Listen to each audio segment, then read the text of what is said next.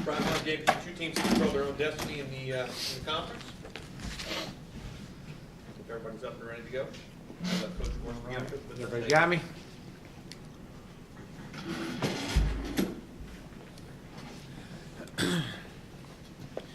All right, just kind of clear up a little bit of sum up last Friday night's game.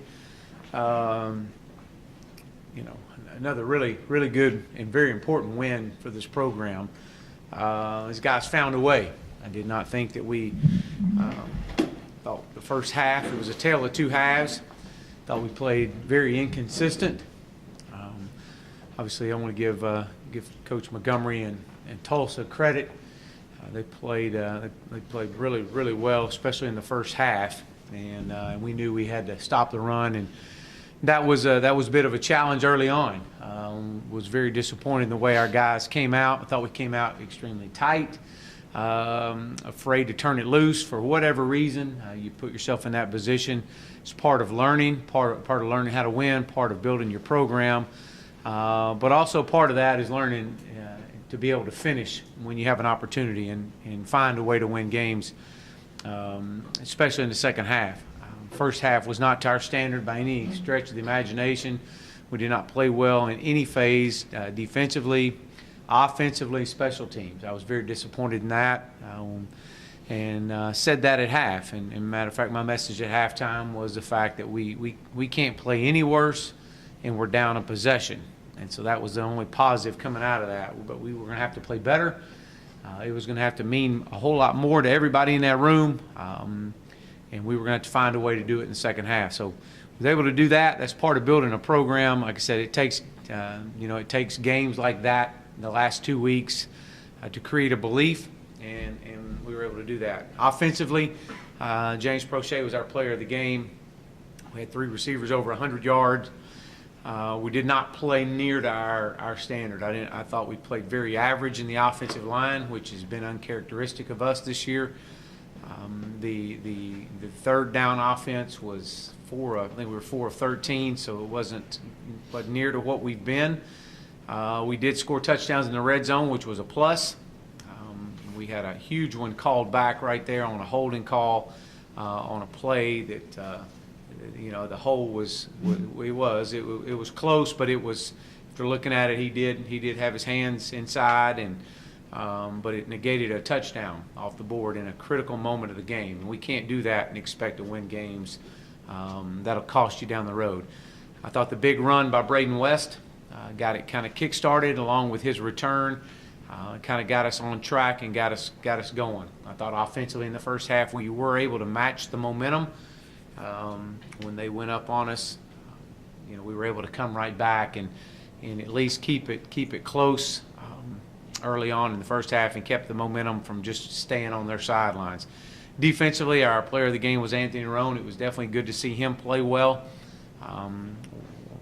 Again, very poor first half. I don't think there was a player of the game at all in the first half. But we can't continue to do this, and especially against an opponent that we're fixing to face this week. We've got to figure out a way to play 2 halves, like with the 2 second halves, like we have each of the last 2 weeks. We held them to 2 field goals and 130-something yards of offense in the second half. We got to find a way to do that in the first half as well and put a complete game together. We got to create turnovers. I know we obviously had the big interception by Rodney Clemens, but a concern is that we're not getting any ball out on the run game. We're not creating any fumbles, and that's a huge disappointment from where we were a year ago. I know that's an area of emphasis that's constantly talked about in this program, is creating those turnovers. But we've got to be more physical in the run game to create those turnovers. Special teams, Cedric Lancaster was our player of the game. Outside of Braden West's return, obviously the big field goal to help us out right there at the end, we were extremely inconsistent in our special teams. That was a disappointment. That's something we haven't showed all year long. I did not think we punted the ball very well at all. I was disappointed in that. We had a protection breakdown, which was uncharacteristic of us. And in the return game, outside of Braden's return, we dropped a couple of of opportunities, and so very inconsistent. That's something we'll build on this week. We got a lot to improve on, but we found a way, and that's always encouraging as a head coach. Is can your team find a way to win when you need it the most? And we reached a milestone win in our program to become bowl eligible. It's not the final goal. It's not that we've achieved exactly what we set out for this season. There's more ahead. There's a lot of ball left ahead, but that we had to get to this point in this program.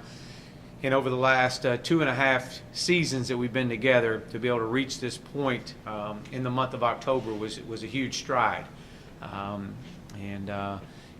of the best starts since 1984 and the best home start since 1982. So, we are on track. We're doing some really good things, but we got a lot of ball left. We got a lot of things that are still set in front of us. We got to worry about being 1-0 today. Bringing in a very, very, very good football team, Central Florida. Coach Frost has done a phenomenal job taking over that program in just two short years. What he's been able to do, he went 6-7 last year, got him in a bowl game, and obviously undefeated this year. One of the very few undefeated teams in college football.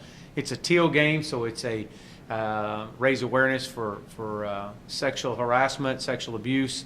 And so that'll be a game that we'll bring. Brenda Tracy's coming back in here. She spoke to our team a year ago. She's coming back in, but this is to help raise awareness across our campus. You'll hear "Not on my campus" slogan throughout the game. We'll have the teal stickers on the back of our helmets. But it's a great platform for us to educate our young men and educate the entire country, this being a primetime game. But Coach Frost has done a great job defensively. It's very hard to find any weaknesses of this football team. They're big, they're strong, they're physical, they're fast. Across the front, they've played really well. They've got 17 takeaways on defense. They've scored several. I think I don't know the exact number of times, but I know that they've gotten several defensive scores this year. I want to say it's 6, but D-line they return just 4 guys on the defensive side of the ball, but all 3 of their D linemen return. They average 320 across the board, about 6'2", 320. So they're an odd front team, 3 down, and very physical. We've got our work cut out for us. We've got to play really good in the offensive line, as these guys have definitely proved themselves to be some of the best in the country. Linebacker-wise, Shaquem Griffin, the American Athletic Conference Player of the Year, Defensive Player of the Year, is returning, number 18. He's as good a football player as I've seen. This guy has a passion to get to the football. It doesn't matter where it is. He's full speed, everything he does. They got a cornerback, Mike Hughes, number 19, a junior college All-American transfer, scored 3 times this year already. He's also their return man. I know he's got 2 interceptions, I believe a fumble recover for a touchdown. But they're very fast. They pressure extremely well when they do pressure. There's, again, not many deficiencies. When you look at the offensive side of the ball and you try to find some deficiencies there, you can't find any. This is a good offensive football team, one of the top offensive teams in the country. They're averaging 51 points a game, 530 yards a game. So they lead the country in a lot of categories. One of the most impressive stats that you see when you look at these guys and you watch them, they're averaging 7.8 yards per play. Every time they snap the ball, it's almost 8 yards. And so they put them in a lot of second and short yardage situations, which Mackenzie Milton, quarterback for them, has done a fabulous job of from where he was a year ago to where he is right now. He's completing 73% of his passes, 19 touchdowns, only 3 interceptions, and close to 2,000 yards passing. And he's still capable of hurting you with his feet, with rushing the ball almost 300 yards. So, again, we got our work cut out for us. They do a really good job of creating mismatches. Their run-pass options are very effective. The guys are definitely playing extremely hard.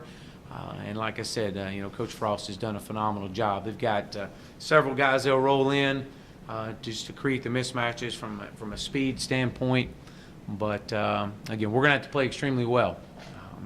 But you set yourself up for opportunities like this. You work extremely hard to get to these opportunities, and to be able to know going into the month of November that this program is in control of its own destiny is all you can ask for, and especially from where we were just 24 short months ago. So, but we got to be more consistent in all phases.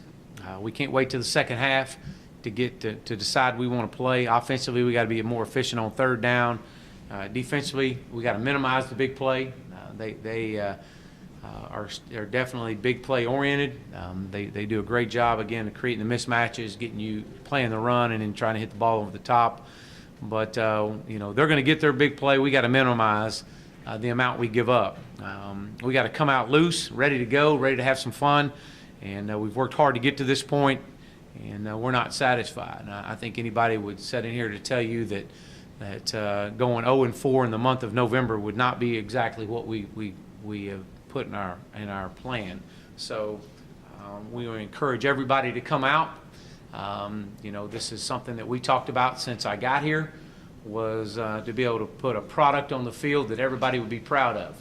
Well, the product's there, and I need everybody out. I need our fan base out. I need our student body out. We need our everybody on the boulevard to come out. It's time. You got a really good football team here at SMU, playing a undefeated number 15th ranked football team across the country that's as good as there are, and we need your support. So come out and support these guys. It's going to be a great night, 6:15 Saturday night. I look forward to the challenge. It'll be a great gauge for this program, but our guys will be ready. There's no doubt about that. We'll have a great week of preparation by being 1-0 every day, and at that point, then Saturday night rolls around, and we'll that's all we can ask.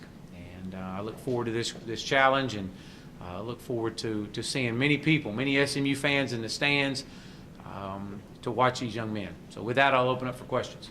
You made a similar appeal at the end of your radio spot last night, talking about wanting the fans to be out there. Is it all disheartening the turnout on Friday with full eligibility on the line? Yeah, it is. It really is. And coming here was one of the things I kept hearing over and over was, Coach, we got to put a product on the field, and that everybody be proud to support. And I think we've done that. I think we've shown to build that over the last 2.5 years, and to see the work that these young men put in. We appreciate those that are coming out and support. It's awesome, and there's not a moment goes by that I don't appreciate those that come out, both in the bad times and in the good times. We're not where this program is going to be in the end. This program is going to continue to grow. It's going to continue to get better. But at the same sense, we've all done what we said we came here to do. And so, yes, it was disheartening. I'm not gonna sugarcoat that. So. You said after the game the other night, and again here today, that you're not where you want to be yet. But the fact is, your team is now bowl eligible. Have you seen a different vibe, a different way your guys are carrying themselves, talking with each other? Is there a different feel to this team now that you've got that 6th win? Well, what I saw before Friday night was, I thought we were very tight, almost just, you almost felt that they wanted it so bad that they didn't want to. It was just one of those that they're afraid just to turn it loose because they're afraid to make a mistake. It's hard to put a gauge on it because I never saw it coming. We had a great week of preparation last week, and the guys were ready. Our message all week was, you've been here 1,062 days. Let me take you back to day one, and it started with a one day at a time journey. And so to show the guys where we came from, and those dark moments of the losses that we've taken over the last few years, and to get to that point. You know, we had to go through those moments. And so I really thought that our guys were ready to go. But then after looking at it and talking to our staff, and I just kind of felt that we were just so tense that first half. Coming in Sunday, you know, my message is look, man, let's turn it loose. We've achieved, you know, a milestone victory for our program that's going to achieve one of the obviously part of our vision that we have set for ourselves is to become bowl eligible, but it's not the end result. That's not why we came here. But to get to that point, to get to a championship caliber team, you have to achieve that first. And so now that you've done that, let's loosen up. Let's have some fun with this thing, and because everybody's worked extremely hard, and let's go play our best. We talk about being golden in the month of November, and here we are. We're in the month of November, and what's it going to take to be golden is we're going to have to be consistent. To be consistent, we've got to continue to do the same thing we've been doing to get us to this point. But we got to turn it loose and just play our style of football like we know we can play. So, you know, have I seen a difference in the way they're approached? No, not at all. But I know this. You know, there was a lot of those guys were happy to achieve what they achieved over the time that we've been here last Friday night. So, you know, again, you know, you build a program from the ground floor up. Took over a program that was 1-11. You know, it was remarkable to see the growth that these young men have experienced, and it shows, as I shared with them, it shows that, you know, hard work does pay. Don't know when it pays and pays off, but it does pay, and so it teaches these guys life lessons that, you know, after football, that there's going to be times that you're going to have to continue to work hard even when you don't think you're seeing results. But the only way you lose is if you don't get back up. And these guys have had to get back up many times, and I'm very proud of that. And so it shows that you can achieve some rewards if you continue to work hard. So we'll see. I know it's a long answer, but I'm very passionate about that. I'm very passionate about our players because we've asked them to do a whole lot for us in this program. And you know, no one knows the depths of this program like we do and these players. And so to see where we've came from and where we are right now is remarkable. Being here for those games, just the team, you talked about how this week has the potential to be like a statement game for SMU. In your opinion, what do you think that this game could mean to you? Well, I mean, when you look at it, it's a great gauge for our program. They're really good. Let me tell you, they're really good. This is a good football team that's coming in here.